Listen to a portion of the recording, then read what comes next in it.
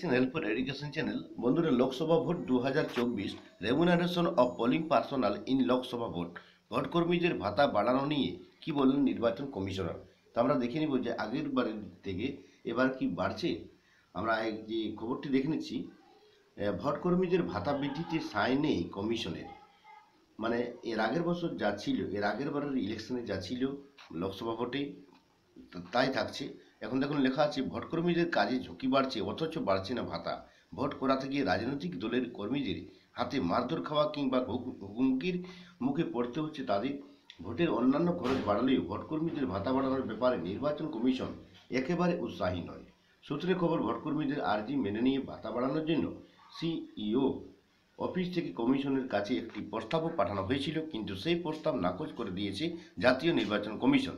এ নিয়ে অসন্তুষ্ট সাধারণ ভোটকর্মীরা।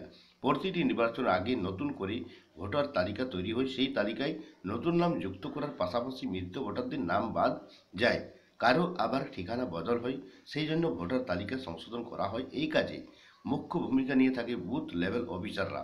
এরা বিএলও নামে পরিচিত। স্কুলের শিক্ষক, আইসিডিএস কর্মী, panchayat secretary, postman, health worker, mid day meal worker সহ বিভিন্ন ধরনের কর্মীদের বিএলও হিসেবে নিযুক্ত করা হয়। ভোটার তালিকা বাছাইয়ের জন্য তাদের অনেক সময় বাড়ি বাড়ি ভিজিটও করতে হয়, কখনো আবার বাড়িতে গিয়ে এপিক কার্ড পৌঁছে দিতে হয় নির্বাচনের আগে। তো বন্ধুরা দেখতে পাচ্ছেন, আরেকবার ভালো করে পড়ে শোনাচ্ছি। এরা বাড়ি বাড়ি গিয়ে ভোটার স্লিপ বিলি করেন, এমনকি মৃত ভোটারদের শনাক্ত করার কাজটাও তারাই করে থাকেন।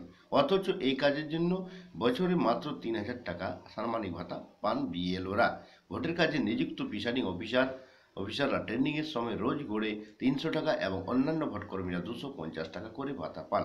ভোটের ডিউটি করার জন্য প্রিসাইডিং অফিসাররা সবে মিলিয়ে 2350 টাকা পেয়ে থাকেন। এছাড়াও কন্টিজেন্সি বাবদ প্রিসাইডিং অফিসার 300 টাকা করে পান।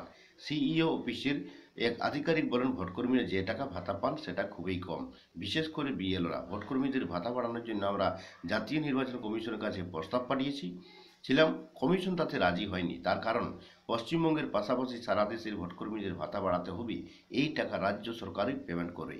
ভাতা বাড়ালে রাজ্য সরকারের উপর আর্থিক বোঝা চাপবে। সে কথা ভেবেই কমিশন ভাতা বাড়ানোর প্রস্তাব নাকচ করে দিয়েছে। শিক্ষা অনুরাগী ঐক্যমঞ্চের সম্পাদক কিঙ্কর অধিকারী বলেন, আমরা সিইও আরজি আফতারের সঙ্গে দেখা করে ভোটকর্মীদের ভাতা বাড়ানোর জন্য আর্জি জানিয়েছিলাম, কমিশন তাতে রাজি নয়। শুনে আমরা খুবই হতাশ।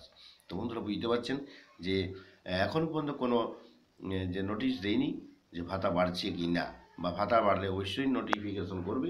তো এখন পর্যন্ত যেটা জানা যাচ্ছে যে কোনো সায় দেয়নি নির্বাচন কমিশনার, মানে ভাতা বাড়ানোর কোনো আশা আর মনে হয় থাকছে না। যা ছিল আগে সেটাই থাকছে। তো বন্ধুরা, ভিডিওটি লাইক ও শেয়ার করবেন, চ্যানেলটিকে সাবস্ক্রাইব করবেন। Thank you.